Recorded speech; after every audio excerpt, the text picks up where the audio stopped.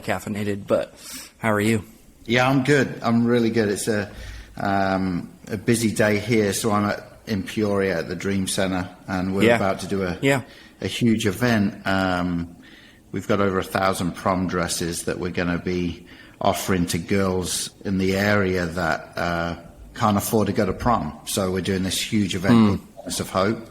Wow. So it's a bit of a crazy day around here, which is great. That's what I love around here. Yeah. Right. That's always good and effective. So for anyone listening, this is conversations. Andy and I are just going to have a conversation. I believe that we need more conversations in 2023. I don't think a lot of people are having dialogues. I think a lot of monologues are happening. So, Andy, tell us a little bit about you, who you are, maybe your story a little bit even. I'd love to deep dive into that. Yeah, so as you can tell from my accent, I am not from around these parts, originally from England, and moved to America 30 years ago. At that time, 30-odd years ago, I was youth pastoring in England. I then took a year to go and help launch a youth discipleship training program in Australia for a year, which was amazing. But in the midst of that, my dad gave me a call. He was pastoring a church in England, very successful church. He was on the National Youth Board for Assemblies of God over in England at that time. And he called me and he said, something crazy has happened. We've been offered a church in America, and you need to pray about where you want to go, because I was in Australia. I could have stayed in Australia. I could have gone back to England, or this new opportunity of coming to America. And so I said to him, I need to pray about that. I was 19, 20 at the time. So looking into the future and seeing what God was wanting to do with me, I knew the call of God was on my life, and I knew that there was going to be something that I would be doing. But I had a bit of a path to choose. And so at that time, the team that I was a part of, there was 5 of us, we were helping in Perth a number of churches in Australia. And there was a conference going on that actually, it was the early years of Hillsong were a part of. And they were coming into Perth. And I said to my dad, I said, listen, let me go to this conference. Let me pray about what I need to do. And we'll go from there. And so that night I went to the youth celebration. And the thing that was crazy about it was over the last 6 months of being in Australia, I had not met one person from America. Wow. It's a long way, right? It's expensive. And I just hadn't met anyone. That night, a guy got up to preach, and it was a guy called Wes Beavis. And he gets up and he starts to talk. And again, I'm coming off the back of my dad asking me if I want to move to Peoria, Illinois, right? So I've never heard of this place. Right. Someone told us it was a suburb of Chicago. It's like 3 hours from Chicago. So I go to this service, and this guy gets up to preach, and he starts the message by saying, a lot of you think that I'm from Australia, but I'm not. He said, I actually moved here when I was 18, 19. And I never this guy said, I never normally go into my past, but I was actually born and raised in Peoria, Illinois. And I am now like, okay, God, you have my attention. Like, I haven't met an American in 6 months. Now I'm seeing a guy who was from the town who I could potentially be going to. So I meet with him afterwards, and I mean, crazy story. The town that he actually grew in was East Peoria, which was the town right next to the town of the church that we were going to take on. And so I said, this is crazy. Like, I told him the story. He's like, oh, you'll love the area. So that night, as if that wasn't enough, that night, the team and I said, hey, we're going to go and see a movie. And at that time, a movie called So I Married an Axe Murderer had just come out. Mike Myers is the main role in it. And it's a good movie. It's not like a horror or anything, but I go in to this movie, and we're sitting, and the opening credits start. And as I look at the screen, there's a picture of a waitress with a huge cup of coffee. And there's like a camera above the coffee, and it's taking this coffee through this real busy coffee area to Mike Myers. And when it gets to Mike Myers, the coffee is given to him, and it pans back, and right behind him is a map of America, and directly above his head is a big word that says Peoria. And that's wild. And so for me, I was like, God, you have got my attention. I've never been to this city. I don't know what you've got planned for this city, but I know I've got to go there. And so 30 years ago, we made the move. And about 20 years ago, I became the executive director of Dream Center Peoria, which was founded by the church my dad had pioneered right here in Peoria after he'd been at that church we were sent to originally. And so that, I talk a lot about hearing the voice of God and really chasing after his call, because I've seen it so prevalent in my life in so many ways. That was just a small part, but just of taking that step of hearing God in a different and maybe a creative way. So that's a bit of my story of how I got here. Yeah, that's just such a unique but also incredible, encouraging, divine, obviously story. Even going into that, like for any of our listeners, walk me through the journey, because obviously, like, you're praying about it and there's answers in front of you. So practically, how can somebody go on that journey of maybe they're trying to figure out where to move, maybe a new job, maybe a spouse, whatever it is, and they're saying, hey, I guess I don't know how to find an answer. Yeah, I think a lot of it comes down to a few things. One, staying connected with God, especially in your devotional life. That's a huge portion of it, because you've got to be open to God speaking to you, whether it's through a movie or whether it's through the Word. And you want everything lining up with the Word anyway, so you might as well start there, right?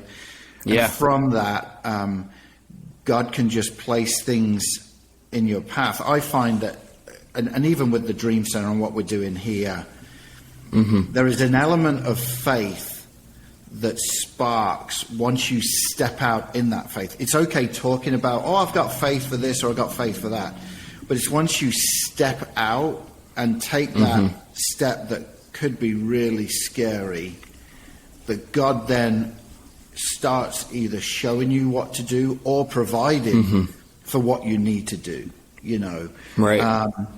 Just a quick story. I'd been running the Dream Center for about 12, 14 years, and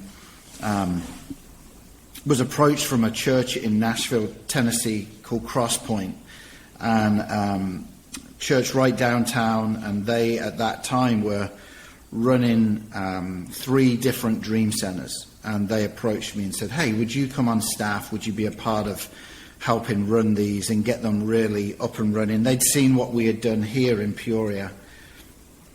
And so, whenever we make moves, we always think it's forever, right? You make a move not thinking, it's only going to be for a few weeks. And I took this move, and was an incredible time for me and ministry-wise, working with a church like Crosspoint. At that time was, one of the fastest-growing churches in the country, and the environment was great, and we were doing a lot of work. And I'd been there for about 5 months, and God tapped me on the shoulder and said, okay, are you ready to go back to Peoria? And I was like, what? This is like the dream job. This is the dream team around me. Love Nashville, up and coming. We bought a house in Franklin. we weren't there like to just visit. Like, we had moved. Yeah. And I said, God, okay, if you want me back in Peoria, there's a few things that have to happen. When I'd moved to Nashville, someone had taken my position at the Dream Center here, so it wasn't like there was a job opening, Yeah. So I said, God, you've got to open doors for a job. I can't just move back with my family and 3 kids and animals and everything else. Like, I want to step into. It doesn't work. Yeah.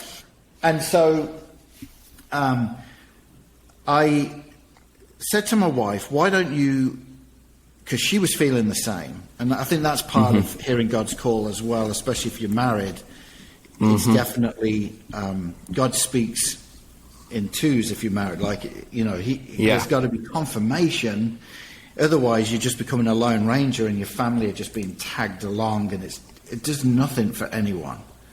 Right. And it doesn't help their calling for what God's called them to as well. So for us, at that time, it was confusing, but we knew we had to make a move. So Teresa, I turned to my wife Teresa and said, why don't you take the kids back to Peoria for summer and stay with your mom? They can do a lot of the stuff around Peoria. And we're just going to pray about God to open doors. And if it's right for us to move back to Peoria, if it's not just something we ate last night and we feel like we've got to go back, like if it's God calling us back, God will open the doors. She left on the Tuesday morning. She had got about 2 to 3 hours away from Nashville on the way back to Peoria. And it's about a 7-8 hour journey. And I get a call from the Dream Center in Peoria. And it was the board of directors, and they were saying, hey, we saw that you're very settled in Nashville. We saw that things are going really well. But this morning our executive director resigned, and we want to know if you'd be interested in coming back, or do you know of anyone that would want the position? So I said, well, my wife is already on her way home. like this is definitely a God thing. I want to pray about it. Right. And so for the next few days we prayed about it, and we knew it was right. But I wanted to finish well at Crosspoint because they'd looked after us, taken us in. I think that's very important in life. I share that with my boys and with my daughter. Like, wherever you're doing, whatever you're doing, finish well. And so I decided to make the move back. Now I've got to tell Crosspoint. And I'm one of these guys that gets a bit emotional, especially when I'm trying to share something with someone that I really like. And so I actually wrote my resignation out, and I passed it across the table to my boss and said, I need you to read this because I'll be a wreck. And the only thing that I could say was it was the call of God in asking us to do this. The one thing that I needed help with from God was, you have just bought a house. Me had just bought a house in Franklin, and not only did I have to sell it, but I had to also add on X amount of dollars so that I would have money to buy a house and a down payment back in Peoria. And I said, God, this has got to be something you've got to show up for. And we put the house on the market, and we're talking about stepping out in faith and saying we're going to do it and see Him provide, and that helps with just hearing God's voice through all that. We put the house on the market at 10 o'clock on a Saturday morning, and the house was sold within 10 minutes for $40,000 more than I paid for the house. And I just knew, God, you're with us, you're helping us. We're taking that step of faith, and once we took the step of faith, He then brought blessing to be able to then step into the next thing that was going to happen. So that's how I have seen God move in so many ways. We could be here all day of just talking about once you step out in faith, it's as though God starts to provide in many different ways. But starting with Scripture and reading and getting into the Word is where I always start. because that's where I can then start hearing God's voice through the scriptures, and he can direct you without trying to get a word all the time, but it's there all the time in the word. What are 2 to 3 things for a listener to even practically, like how does somebody finish well? Because I think right now that's everybody just wants to jump ship. They don't even pray about it. They're just jumping and they leave their team in shambles, or they're not talking to their spouse, or maybe they're, like you said, they're pulling their spouse along. Yeah. So maybe give us some practicals on how to finish well.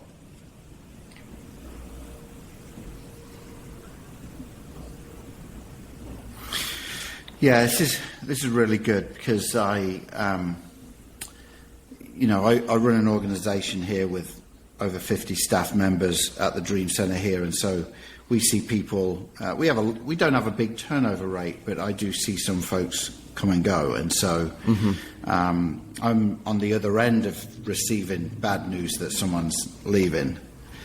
And so for me, I always feel like honoring who you've been with is key.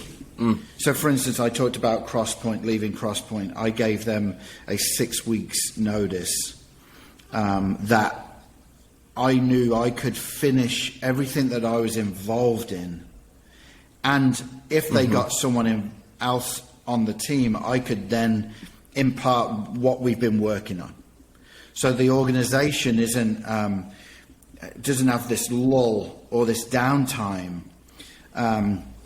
So I think that's big. I think communicating with staff members and people around you is big, because whenever someone leaves an organization or a church, the rumor mill can start very quickly.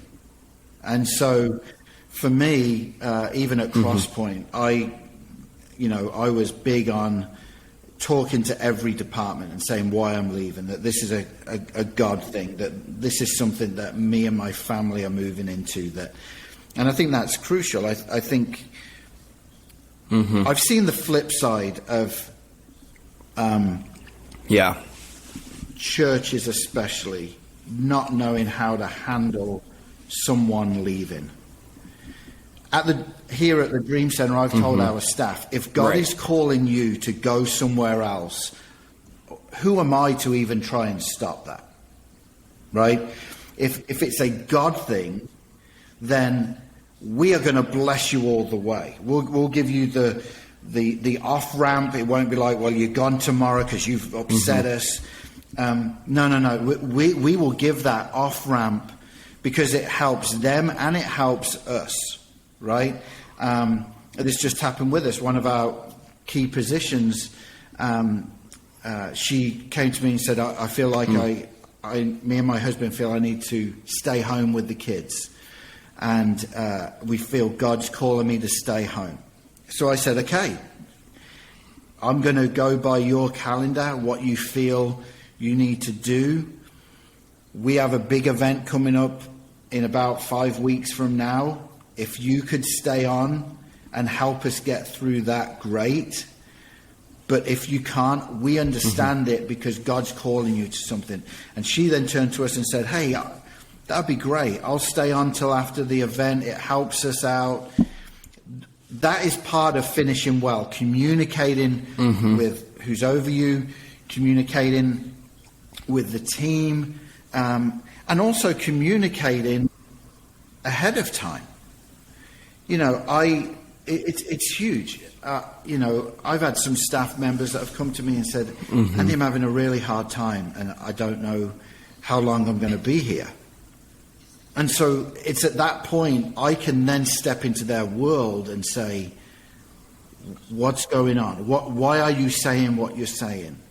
Is there something that as an organization we can help you so that you either finish well or we always joke around here and we talk about, I want all my staff members to retire with me, right? And it's that concept of we're in this for the long haul. Now, I know not everyone's going to retire with me, right? I understand that. But it's that concept of we're in this together. We're going to live and breathe this until God sends us to a new a new position or a new calling or whatever is happening. And so for me, finishing well is giving a long off ramp for people, but then also giving them the opportunity to finish well themselves. I don't like and I've been around it very closely recently, where church just turned to an employee and said, "We know you want to finish well, but tomorrow is your last day." And I'll be honest with you, the church is the worst at this. You can't just do that in most places. And so for us, I'm going to try and breathe a bit of life into whoever's leaving, so it doesn't feel awkward for them. So it doesn't feel like they're getting in the way, or you know what I mean? I want to champion them until they leave, and so that's a big thing for us here. Well, it's so good and so practical. We don't ever want to hold people back when I think about it. God's call. Because my wife and I transitioned out of a role last year, but it took like an 8-month journey of bringing our pastors in the journey immediately when we felt something. It wasn't like we went behind everybody's back for 6 months and then found the answer, because usually it's the people who've been around you for 5 to 7 years understand, and they know your dreams. And so 100%. And I think talking to your leader and being open about it, and to the leader, creating an environment where people can share that, because there are environments where you share a dream, or you share, hey, I feel like God's telling me to blank, and they instantly remove you from their environment, or XYZ unhealthy leadership, I'll say that. I want to talk about the Dream Center a little bit, and then we'll wrap up here. But talk to me a little bit for people who might not understand maybe the start of it for you, and then where you guys are at now, and maybe even how somebody could maybe they don't live by you, so how could they get involved, maybe even giving or literally anything. Talk to me a little bit about what it is.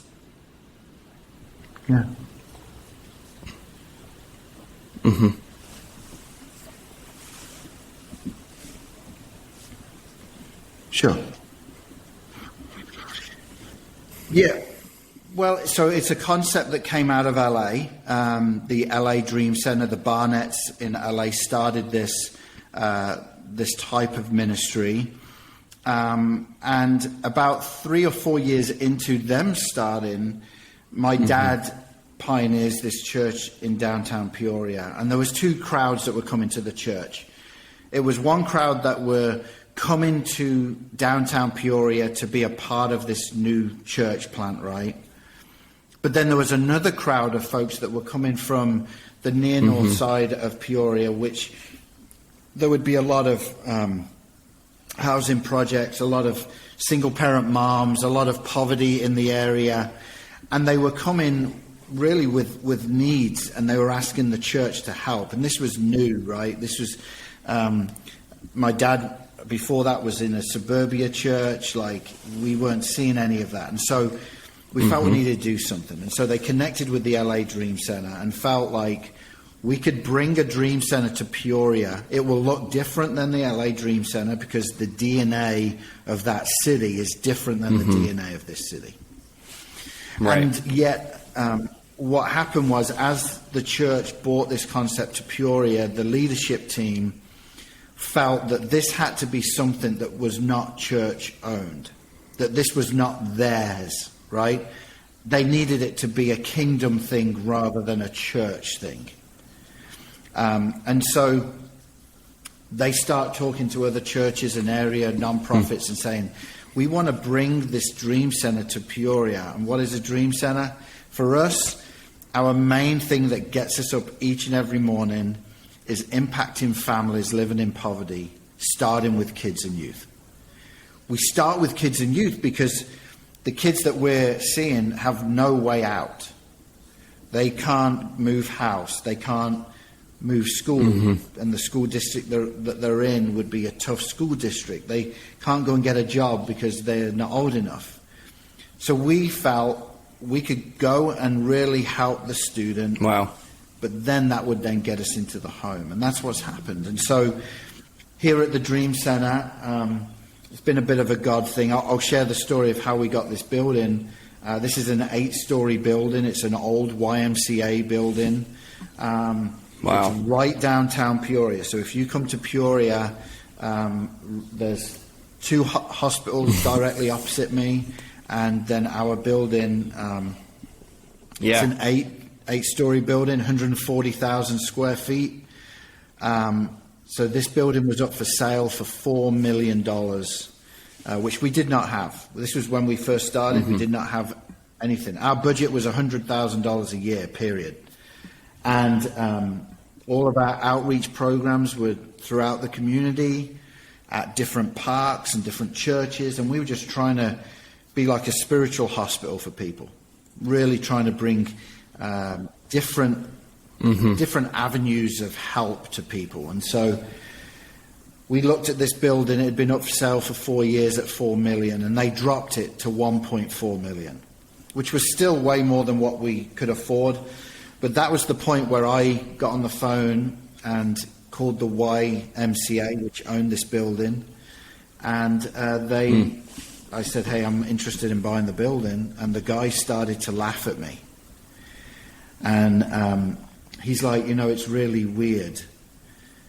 We've had this up for sale for 4 years. Yep. In the last 9 months, no one has called for this building.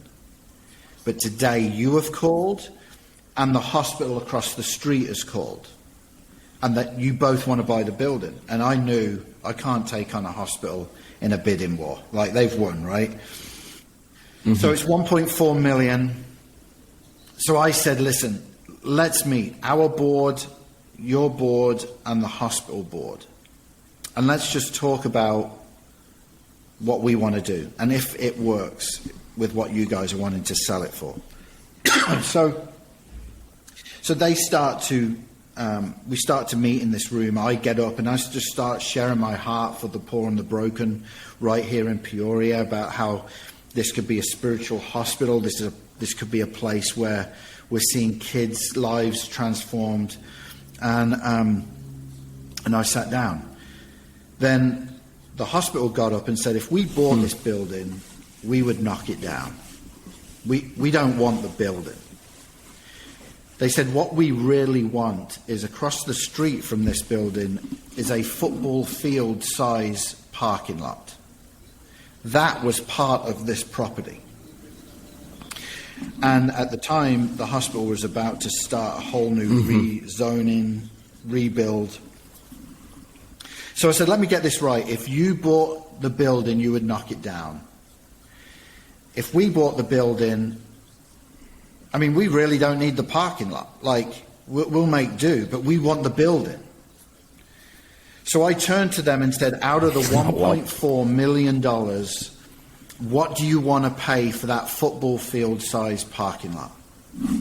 And they turned to us and said, we'll pay $1.2 million.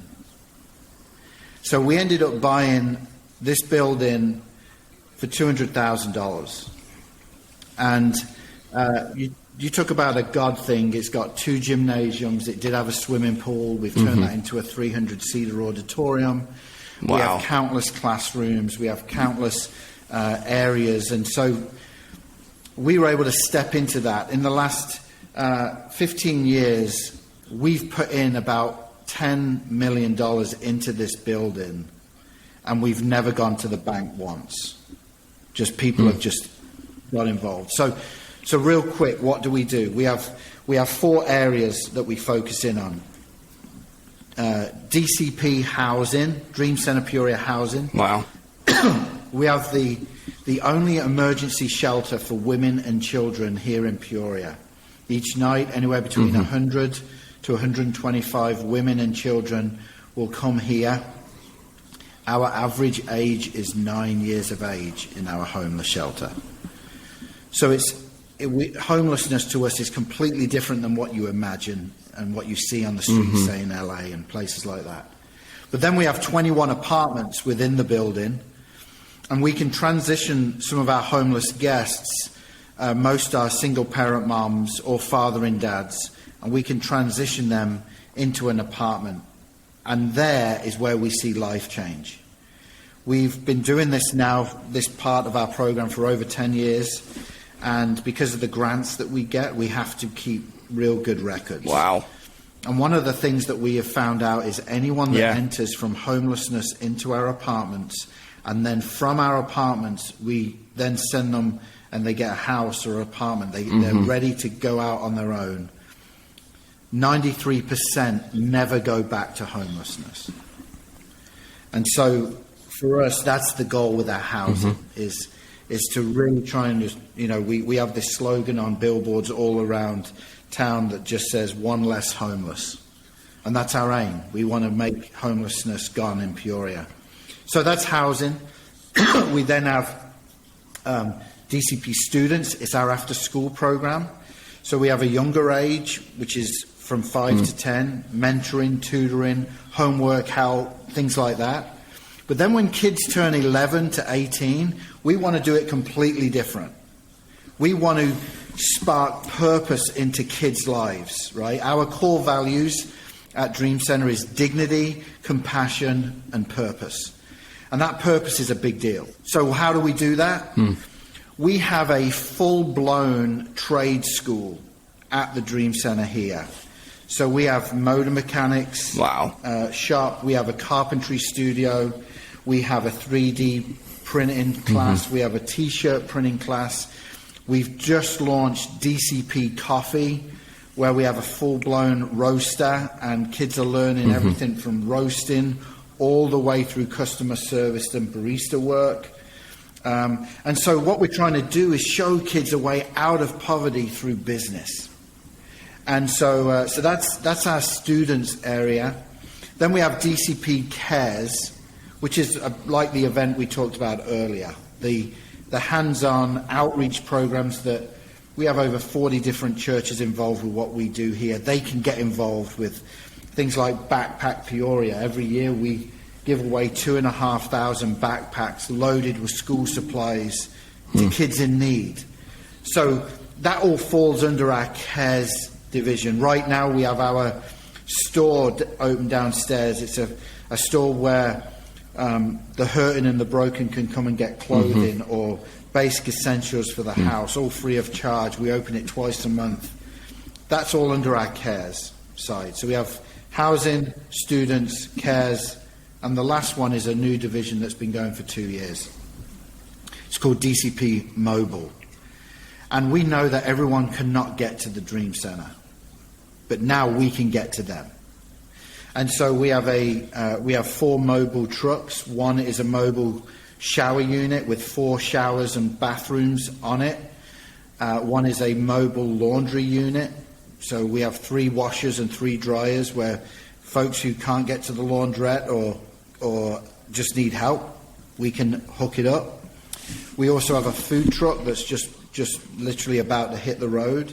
And then the last one is we have a mobile hair salon where we can drive into areas and be able to take hairstylists and be able to have kids, moms, grandparents, dads get their hair cut, go to homeless areas how the men can get their hair much cut, you guys or are women can actually get their hair bringing cut. solutions. So to we're the able to city. take the Dream And, Center now out into the community. Yeah, it's which incredible. Then brings I hope that volunteers with us, anyone brings listening like to an this, army of whether they street live teams close to be you able or to they impact live the city. in Australia, So that's know the that 4 they can areas be the of what we solution do. practically to a problem in their city by simply meeting a need of somebody across from them.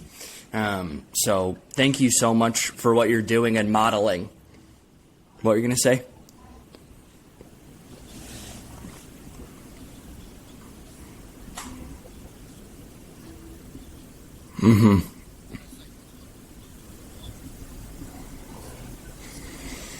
Absolutely. Yeah, I talk a lot when I go to... Oh, yeah, I mean, I talk, at a lot of churches, and they always, we always talk about their calling as a church, And I say, what's God called you to do? And a lot of them look at me and they start listing programs that they've stole from other cities and other churches. And so I turned to him and said, well, let me ask you a different question. What is the cry of your city? Mm-hmm. When Jesus ever would walk into cities, Yes. there would be people shouting and screaming and wanting to get near Jesus because he had solutions. And so I tell the church, what are the cries that you're hearing? Because not only can you bring Jesus to that cry, you can bring practical solutions. And I said, you know what? When you hear those cries, that is now what your church is called to. Answering those cries of the city. And so for us, that's just what we've tried to do. Keeping our ear to the ground, hearing the cries of the city, hearing what's going on within the city, and then stepping into that, finding a need and filling it. If we can do that, so good. Where no one else is already doing it, get me teary-eyed up in here on Thursday? And so that's. Yeah, it is Thursday. Key Holy to, smokes! To reaching a city, it's not. We're just, almost to the weekend. Presenting thank you Jesus so much for being on, stage, Andy. it's Seriously, presenting I Jesus hope on the that. streets. Or talking to a neighbor, our time has been so or taking a valuable. meal to an elderly I'm encouraged person by that what may, you, like I said, thank you maybe for having trouble modeling what it cooking. looks like to actually they're the cries you've got to reach a city, like you said, through the kingdom. I think honestly, the next 10, 15 years is going to look more like kingdom work than just church programs. I think people are kind of over it. People have either been hurt or maybe they haven't been hurt and they've known somebody, so they have walls. But being the need and the solution to a city does more than a program could probably try to do even. So seriously, thank you for being on. Yeah. Boom.